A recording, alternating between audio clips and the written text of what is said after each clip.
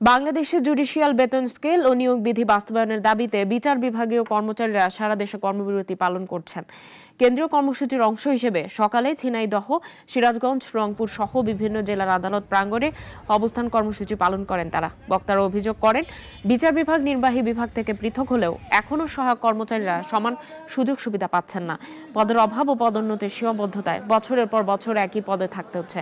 অবিলম্বে ন্যায্য দাবিগুলো বাস্তবায়নের দাবি জানান তারা।